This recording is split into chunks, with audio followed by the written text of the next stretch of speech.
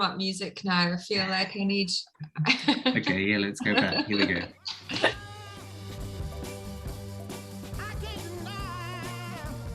Oh, we've got a bit more upbeat one today. You asked for Curtis. This is Curtis.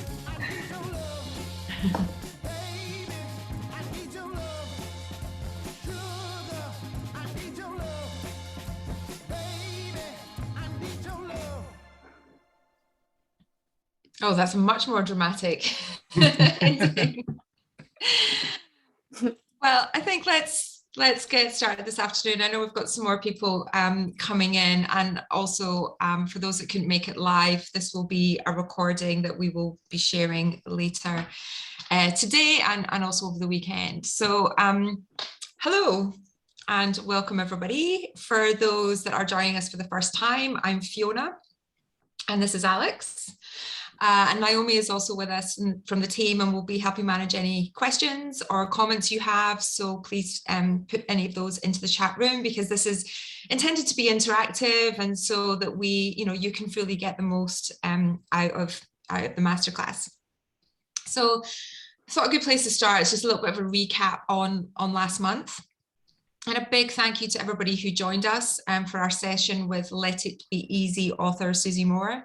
Really appreciated your feedback on Susie's energy and also the practical advice that she shared on how to let go of stress and move forward with a little bit more ease. And it's something that Alex and I have really taken on board. So in the last month or so, when we've been looking at the business or just things in our own kind of day-to-day, we've kind of reminded ourselves, is this easy? Are we letting this be easy? So it's definitely something that landed with us. And in particular, another part of Susie's feedback that we enjoyed was thinking about an imaginary mentor in your life, where she suggested tapping into the voice of someone that you perhaps admire. They could be living, they could be dead, they could be a family member, they could be famous. And just asking yourself in those kind of pressure times, what would they do? And it's interesting to sit with that question and see what comes up. And I guess that's us starting to use our sort of internal guidance system. And I'm sure this is going to be a topic that will come up in our conversation with Julie as well today. So if you missed that session, you're interested in catching up, go onto our Moment Pebble YouTube channel and you can catch up on last month's masterclass, as well as tap into some guidance sessions that we have there as well. But today we are thrilled to have another really inspirational guest with us, and I'll be introducing you to Julie shortly. And this afternoon, she will be sharing with us ways in which we can learn to wait well. Waiting is something that can cause discomfort, even anxiety, as we anticipate the unknown. So I'm just going to keep you waiting a little bit longer before I introduce Julie, but not long enough that you can pass over to Alex to help us settle in to today's session with a moment. So Alex, over to you. Yeah, so again, a little bit of a recap. Before we get started, as we always do, we're going to take short moment that I'll guide, and just to sort of drop into the moment and appreciate the time that we've created for ourselves and to be with each other today. In our previous sessions, we talked about how it's really difficult or almost impossible to think your way out of stress with chatter in our heads.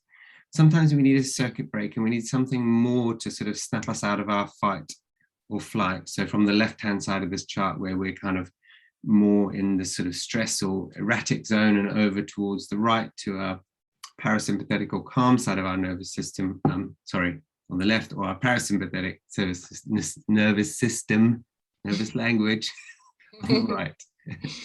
And this state shift, however brief, allows us to make better decisions and approach each new task with a fresh perspective. We almost let go of some of the baggage that we might have come in with, and we broaden our vision, and then we can approach where we go next with a fresh perspective. So with that in mind, I'd like to guide you through a breathing exercise. So this is a conscious breathing exercise. And it's just to sort of, again, tap into the body as well as the mind. And it's going to be 5 slow, deep conscious breaths. We're going to do 5 seconds in, 5 seconds out. It's the cardiac coherence breath, the same one that's programmed into the Pebble. You can do that with your eyes open or closed. If they're open, you can follow the animation on the screen. And the animation, as you will see, you start to inhale as the brackets open, and then you can exhale as the brackets close. And if you close your eyes, you can just follow my voice. So we're going to take the first deep breath in and out, and in and out, and relax your shoulders, and in and out, and relax. Breathing in and breathe out tension. Breathing in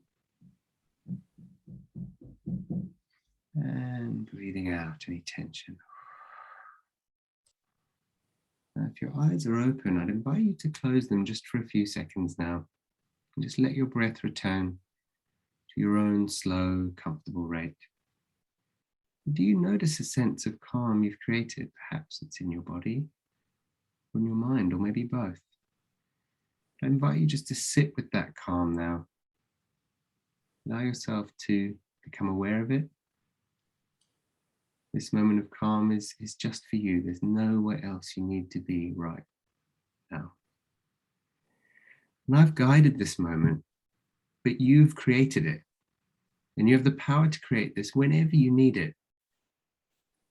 So with that, you can now gently open your eyes if they were closed. And I welcome you back, hopefully with some newfound sense of calm.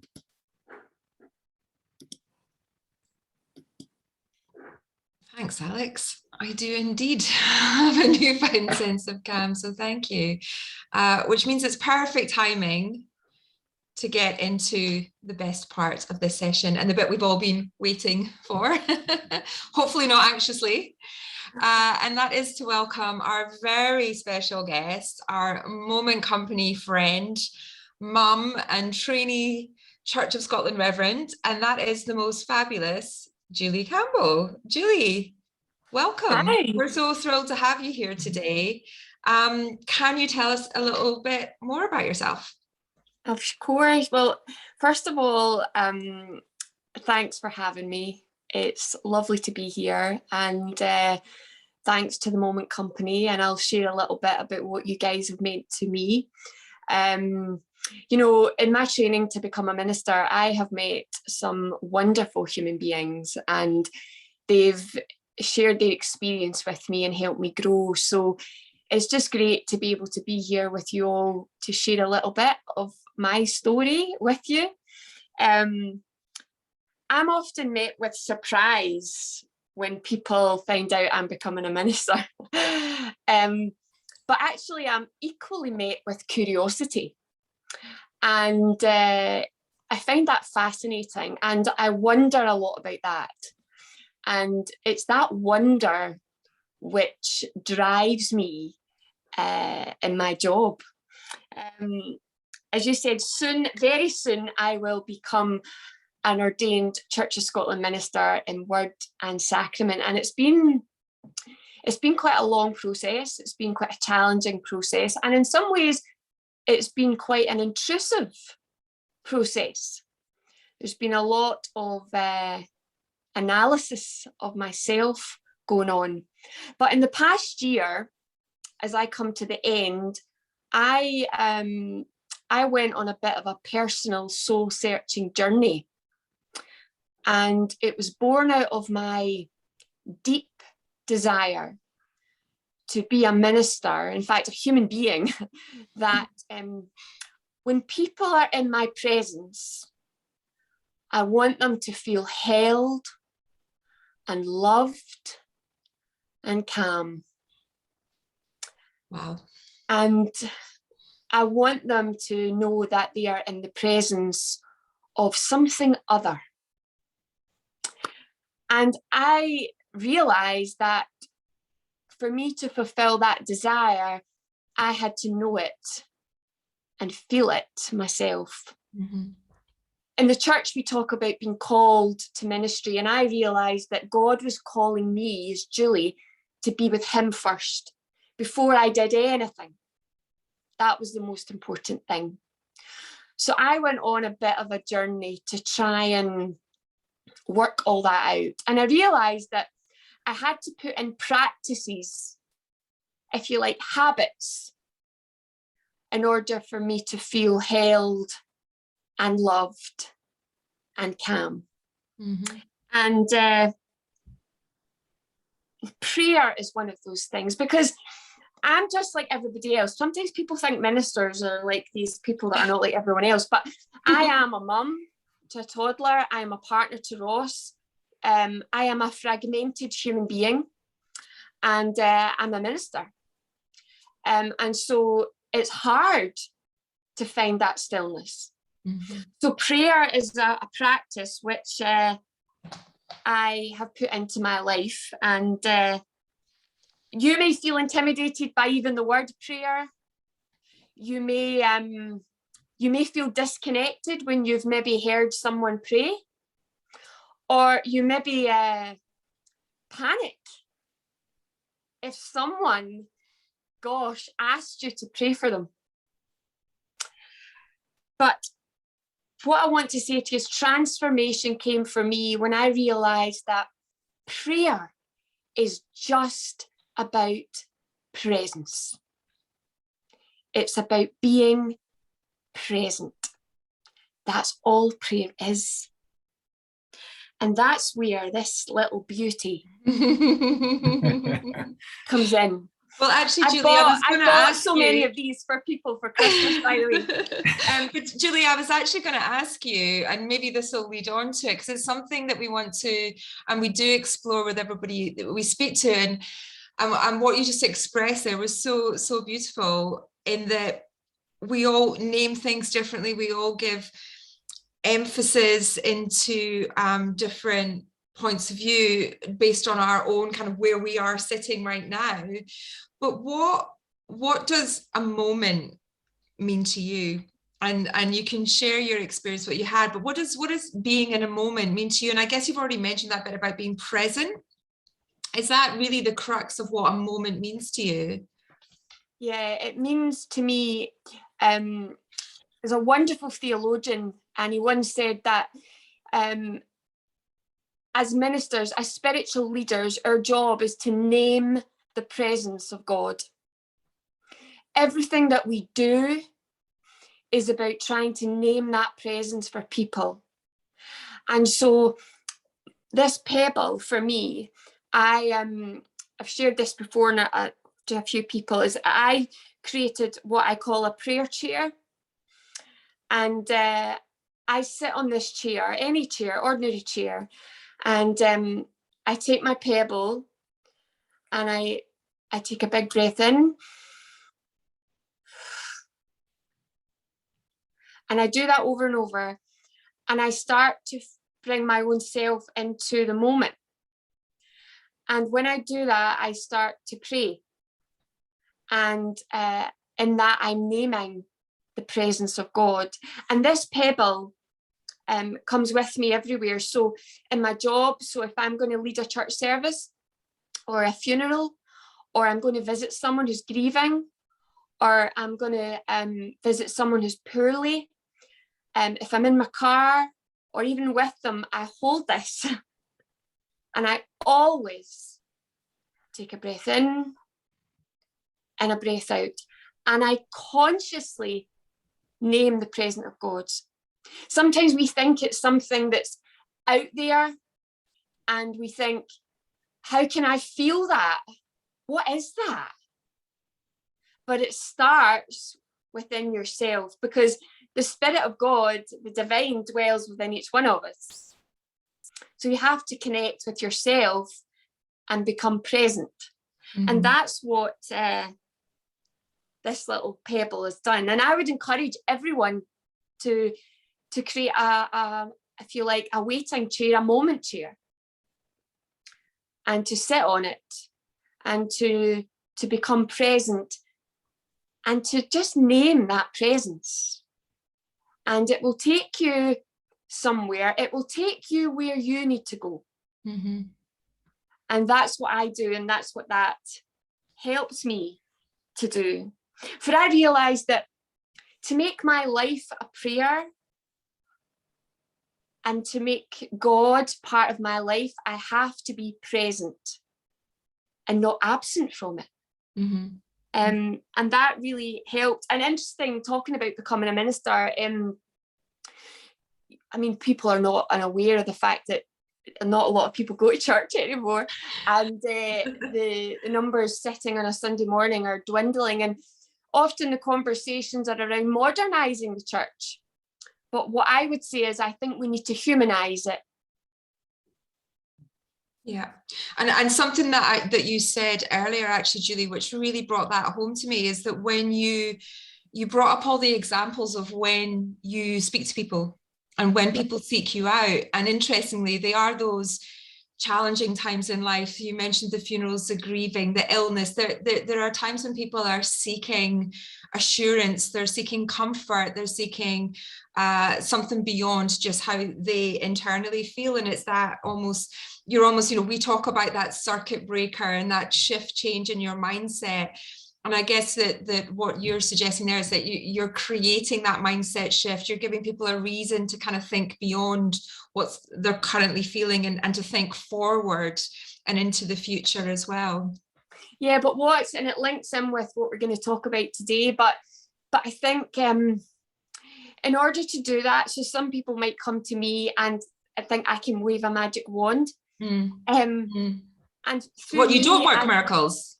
No, well, I don't, but God does. But what I do is I bring people into that. I want that desire to bring people into that place where they feel held and calm and loved. But I want to encourage them that they need to become present. People need to do the work. Yeah. And so part of my job, even in a situation like I just suggested there, a lot of it is about trying to help people to sit with their presence. And that can be uncomfortable. It can be painful. But that is where change occurs. And so a lot of my job, and I hope to build a church that's about creating a space for people just to come and be human. God will meet you there. And it's quite simply as simple as that. We think it's complicated. It's not. But we have to do a bit of the work, and we have to be open to ourselves. But we find that so difficult. Yeah, it's interesting that it's sort of I haven't grown up with religion, but I'm definitely on a spiritual journey of sorts. And there's almost, I find, a contradiction in myself of just being. It's almost, you need to do less to, it's about doing less. And we're so programmed to do more and think more. But it's only when you do less and almost let go of to feel whatever it is that you're, for me, I find it's around nature and the internet connectedness of everything. But I don't know if it'd be great to have any views you have on that. Just being, I mean, just being is sort of the one thing I'm trying to do, ironically. But it's there's sort of that counterintuitiveness to it. We're not programmed like that. I think society is not programmed like that. It was interesting, actually, this morning, an article came up through my feed, and it was 7 things you should do to have a fantastic Christmas. And so I had a quick scan through, and waiting was not one of them. It was all stuff to do. And I thought, more things to do. We really are missing a trick, because that was the first thing I wanted to share today, actually, about waiting, was in the church, Advent is a time of waiting and preparation. Yeah. You know, we might all have an Advent calendar, and we've opened window number 1 and we're now on window number 3. And I wonder how we're getting on with that waiting and preparation, or whether we are already sucked in to the doing part already, because the distractions of this season can rob us of actually what that waiting and that preparation can bring. Because I really do feel that there's power in waiting. There's a wonderful few lines in the Old Testament in Isaiah, and I'd like to read it to you. It's just a couple of lines, and it says, "Those who wait upon God get fresh strength. They spread their wings and soar like eagles. Sit down and rest, everyone. Say what's on your heart." I love the image of that soaring like an eagle following waiting. But perhaps, and you touched on it, Fee, that the fear of waiting can rob us of the rest and the hope and the change that it can actually offer. Well, a big part of that is trust as well, isn't it? So we have, you know, waiting is probably something that we all do every day in some shape or form, and some bits of that will cause more anxiety than others. There's big things that we're waiting for, but there are small things every day as well, from the kettle to the bus to something, you know, bigger and life-changing. But there are moments that can be anxious because we don't know the outcome. Usually we know what's going to happen when the kettle boils. We make a cup of tea, but you know, there is a sense of the unknown. There's an anticipation where actually what we say is they're great times to take moments. They're your habitual preventative moments, because there is no, you're safe. There's nothing bad going to happen at the end of that period. So use that well, use that wisely, use that as a time to take those breaths, to see what drops in, to see what pops into your mind. Daydreaming, what a wonderful thing that we hardly ever do anymore because we're so busy trying to tick things off lists. But I wonder what your take on that, kind of the moments of waiting feel like, and how we can use those to welcome that time to sit and pause. Yeah. A few weeks ago, I went on a silent retreat, and for 2 days, no words were spoken. And by anyone, or just you? By anyone? By anyone. By anyone. Wow, complete silence. And in the morning, on the Wednesday morning, I got up really early to watch the sunrise.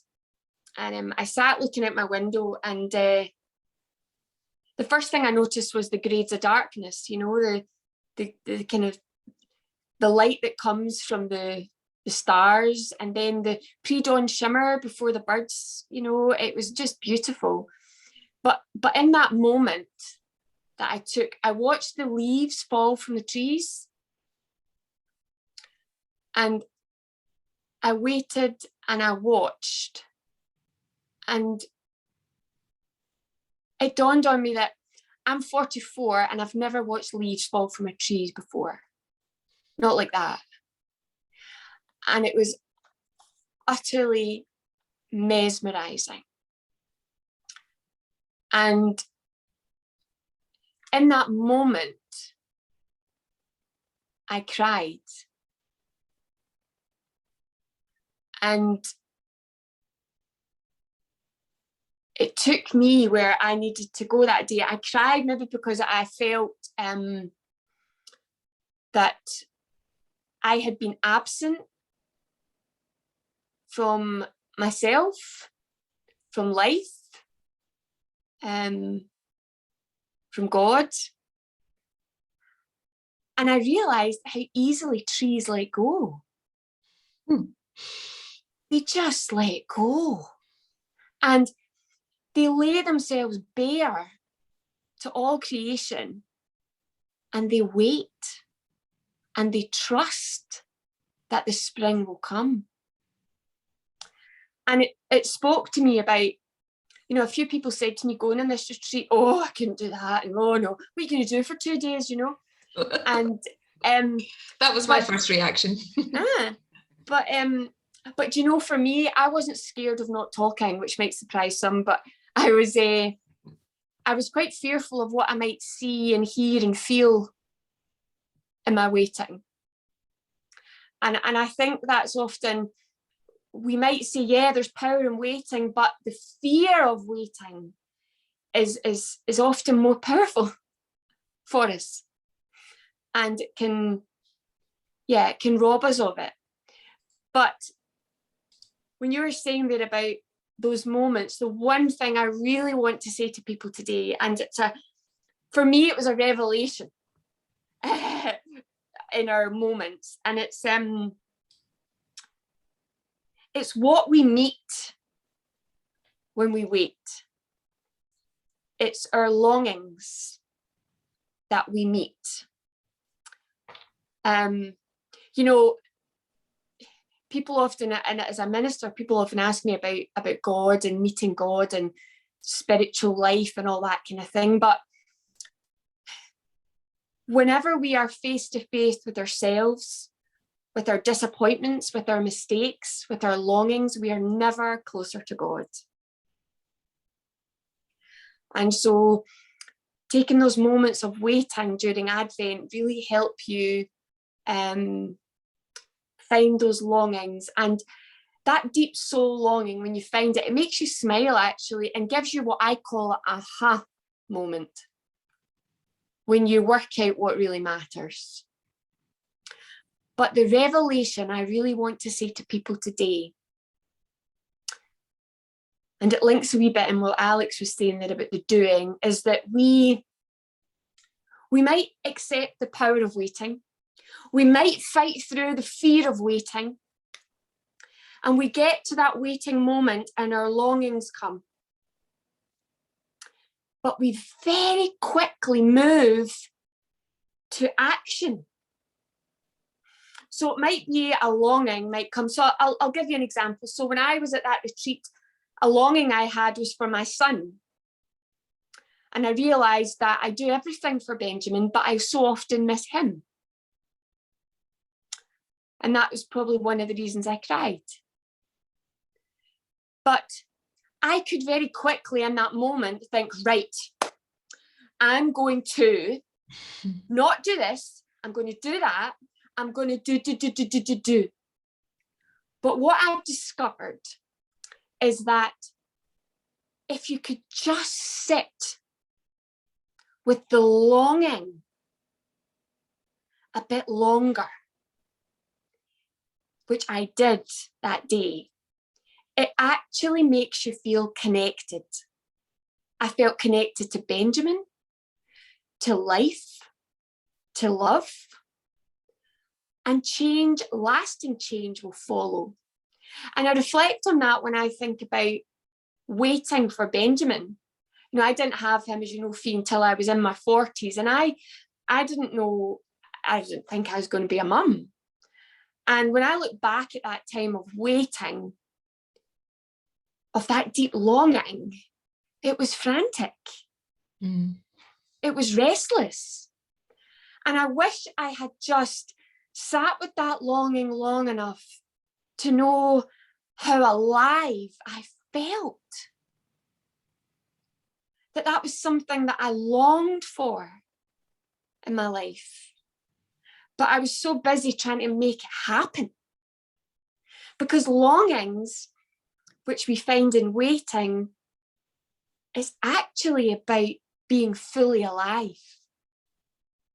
you know, without being too Jesus-y on you, but Jesus said, I've come to give you life in all its fullness. And if you could just sit with your longing, even if it is longing for the cookies that you've put in the oven, ping, that longing of deliciousness is delicious. Yeah, it's beautiful. But we don't sit long enough to connect with the longing. And that's something which I have discovered, and something which helps me wait well, by allowing myself to connect with what I'm longing for. And as you say, it can be something deep, or it can just be something simple. And you can practice it at the supermarket when you're waiting in the queue, especially at this time of year. And just take that moment and think, you know, whether it's longing to get to the checkout, but looking at all the things you're being able to buy and be grateful, longing to go home and make that dinner for your family, longing to open that bottle of wine and feel good. Just sit with the longing longer while you wait. That feels like, I really feel that when you're talking about that, Jules. It's like a connection almost, and forgive me, I won't be as eloquent as you in saying this, but it's almost like a connection to real heartfelt purpose and gratitude at the same time. Because this is the thing, without longing, it's not something that we talk about very often, is it, really? Without that, why do we get up in the morning? It's what makes us tick. It's what makes us all unique, because we all have something that we long for that's different, and at different times. As you say, there's those small moments, those bigger moments, but we very rarely sit and feel those and appreciate them without saying, well, if I want that, I have to do and start to tick off the list. But I really felt that dropping in of a purpose and the gratitude that the longing even exists is a really important exercise that I think, back to talking about last month's session as well, almost unlocks that internal guidance system. But instead of it giving you what should I do, it's just let it be. Love the longing itself. Love, yeah. It's not Just something let to fix. The longing. And what will come, I mean, Advent, I don't know if you know, but the word Advent itself means arrival and appearance. So we're in Advent, we've all got Advent calendars or whatever, but it's about arrival and appearance. And so if we can just sit with the longing, what we need will appear. Yeah. Yeah. It will make an appearance. Mm-hmm. And I really do believe that the change and the hope that comes from that, and what to do, what you're going to do, maybe into the new year, what you're going to change in your life, what practices are you going to add to your life, what you're going to give up, whatever it is, they will be more lasting. That's certainly my experience. It's had such an impact in how I function. And I'm really practicing that at the moment. There's a lot of uncertainty around me at the moment, around about this process I'm in and what's going to happen next and how that will affect my life and my family. But actually, if I just sit with that longing, I just smile and think, wow, look what I've got ahead. I'm so excited. But I also bring my worries and my concerns to that. But I feel held and I feel calm. And when you practice that, it gets easier. And you find yourself doing it without even consciously realizing you're doing it. Nice, yeah. And for me, that's helping me during Advent, which, as I'm sure you can imagine, as a busy time of someone in year. church, it's a busy time, you know. And one of the words which I have said to myself as a minister, I hate it, is the word busy. It's all I bloody hear. Everyone's busy. Ministers are busy. They talk about Advent. I'm so busy. And I just think, no, I'm not going to be that person. I might have a lot of things to do, but I'm not busy. Busy is a mindset. And so these practices of waiting help me get rid of that word. I don't want it in my vocabulary. I think it's even the word makes you feel anxious. Yeah, it does. So I omit it from my vocabulary, and I actually have a kind of invisible swear box, you know, that if I say it, I really give myself don't use that word. It's not a nice word. Takes us into a frantic place.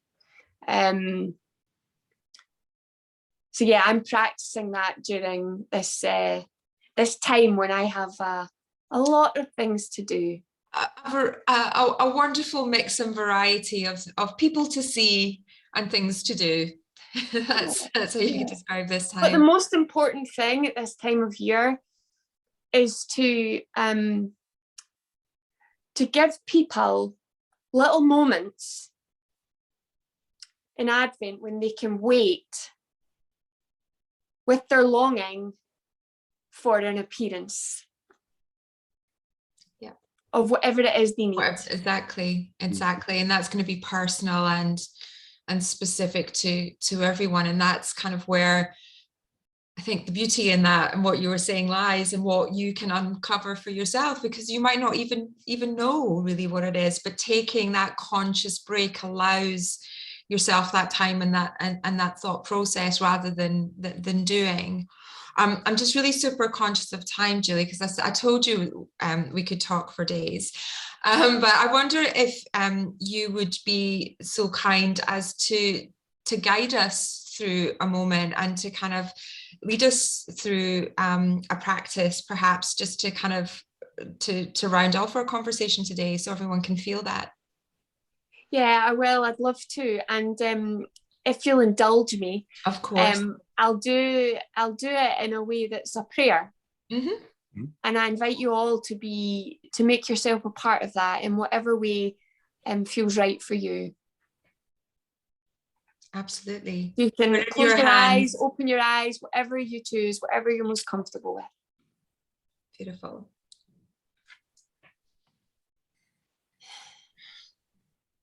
Each day now, a little less light. Darkness tiptoeing in, draining colour from the sky. As I head home, waking in the dark, light leaking in around the curtains. Later each morning, moving toward the longest night, I practice waiting. I let go.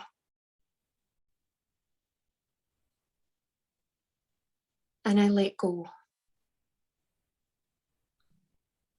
I long for myself and for those I love. I remember the promise of the returning light.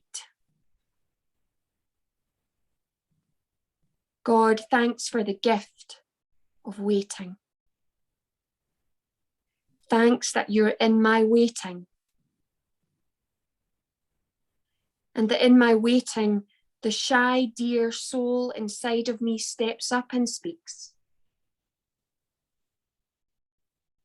Sometimes it's a soft-bellied whisper. Other times a righteous roar. But always it says, wake up.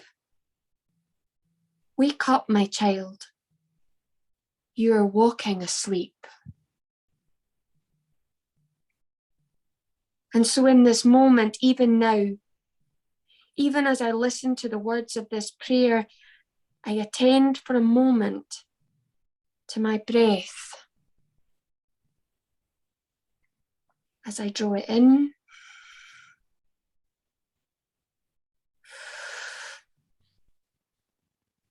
and out. I sense my breath's cool descent, a stream from mouth to throat to furnace of my heart. In and out. Let go. It's from here this Christmas that I see the shimmer of the angels' wings. They sparkle around me in their joy. A swirl of wheels and eyes and wings unfurled. They guard the good I so often don't see. A hidden blaze of your love in our world. Be still and know that I am God. Be still and know I am.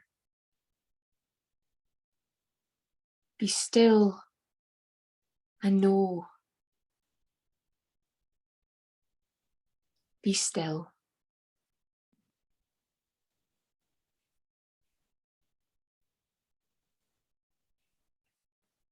Amen. And to finish off, I'd like to do a very short blessing for you, if that's okay. May the Lord bless you and keep you. May the Lord make his face to shine upon you and be gracious to you. May the Lord lift up his countenance and be with you and give you peace.